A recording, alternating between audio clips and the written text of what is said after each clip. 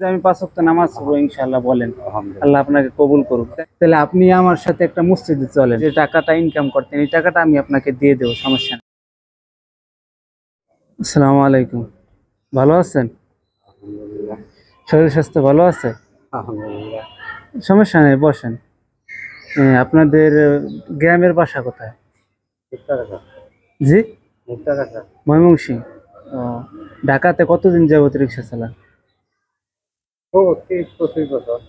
তাহলে খানা খাইছেন? তো চলেন, আপনার খানা খাইবেন, চলেন। খাইছি, খানা খাইছেন? খাইছি। ও, খাওয়ার মধ্যে করেই নাই। হুম। বিশাল করবো খানা খাইয়া। না না না, খাইছি। সমস্যা নেই, আপনি চলেন, আবার না। আবার খাইবেন। খাইছি না। খাইছি। হুম।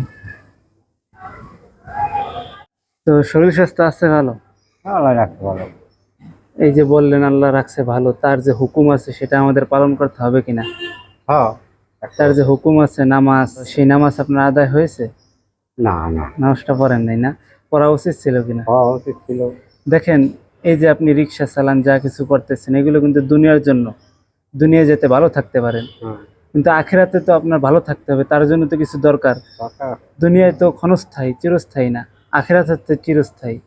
তাই ওখানে যে থাকবেন, সেখানের জন্য কিছু করা দরকার আছে কিনা? করা দরকার। তাহলে দুনিয়ায় যেখানে থাকবেন না, তার জন্য কত কিছু করতেছেন, দিন রাত ২৪ ঘন্টা খাটতেছেন, কিন্তু আখিরাত যেখানে চিরস্থায়ী থাকবেন, তার জন্য কি করতেছেন? তাহলে এটা কিন্তু তো করতে পারতাছি না। করতে পারতেছে, এরকম বললে তো হইবে না আসলে। আপনি হয়তোবা নামাজ পড়তেছেন না, মনে করতেছেন যে এই টাইমে একটা ট্রিপ মারলে কিছু টাকা আয় বেশি হবে, বা আমি যদি নামাজ পড়তে যাই আমার ট্রিপ ছুটে যাইবে, এরকম কিছু। কিন্তু আসলে জিনিসটা এরকম না। আসলে নামাজ পড়তে গেলে কিনা আল্লাহ আমাকে আরো বেশি দেয়, এই ধারণা আমার রাখতে হবে। নামাজ যারা পড়ে না তাদের থেকে আমি আরো বেশি ইনকাম করতে পারবো। দেওয়ার মালিক তো আল্লাহ, তাহলে আমি তার কাজ করতেছি, তাহলে নামাজ পড়তে যাব কি, তাহলে সে আমাকে আরো বেশি দিবেন, এই ধারণা আমাদের কি রাখতে হবে। তাহলে আপনি আমার সাথে একটা মসজিদে চলেন, জোহরের নামাজটা আদায় করেন।